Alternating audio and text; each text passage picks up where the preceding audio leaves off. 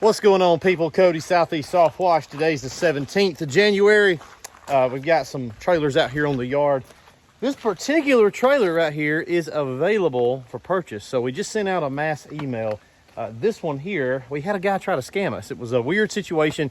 We get about 1 or 2 of these a year. Fortunately, we have procedures in place that we catch these guys, but this guy was pretty slick. So he put in a purchase for a trailer, this one right here, with someone stolen bank information. So the way we do things, we're able to hold those funds long enough that whoever that person was that had their ID stolen was able to notice it. So no harm, no foul. They got their bank got them squared away. The scammer did not get what he was after. But what we did is, in the process of all that, it takes a few weeks for us to get you through our system. We had assigned this VIN number to that build, and our fab shop had already kind of done the fab work for this kind of a setup. And what we've got here is two 12 volts. So they had done all this fab work, and instead of cutting all that stuff back off and changing it, we're just going to offer this one up as immediate pickup. So these ones here are dedicated to customers. I think we got one more in the shop, and then we've got some frames over there for customers that are in the system. But this one is available. So if you want to grab this one, let us know. Give us a call. I have some links down below. Let Jonathan know. We're going to run a pretty good deal on this one because I don't want it to sit here really long, but it's ready to go. The guys finished it yesterday. 2 12 volts, and it is unique. It's got a 5.5 gallon minute pressure washer up front, and we went ahead and put another 5.5 gallon pressure washer on the back. So you've got 2 5.5 gallon a minute systems. So it's a really capable trailer with the 2 12 volt systems on there. Give Jonathan a call. But what we're looking at in this video, we can use this trailer sort of as our backdrop. Had a guy on YouTube, looks like a new follower. He asked the same question several times on a few different videos.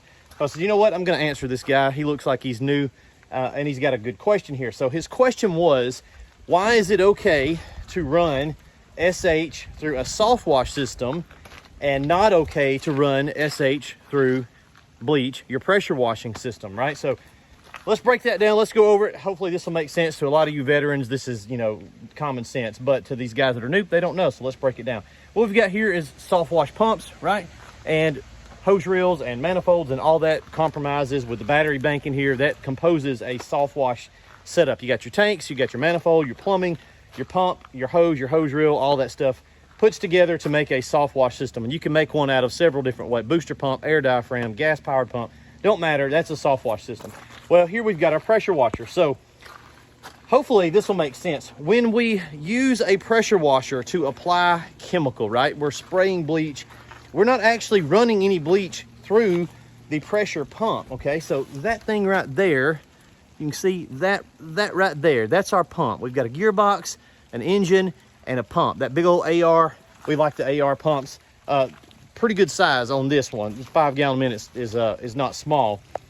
But when we're using our downstream injector, the chemical is getting injected into the hose after the pump, downstream of the pump, okay?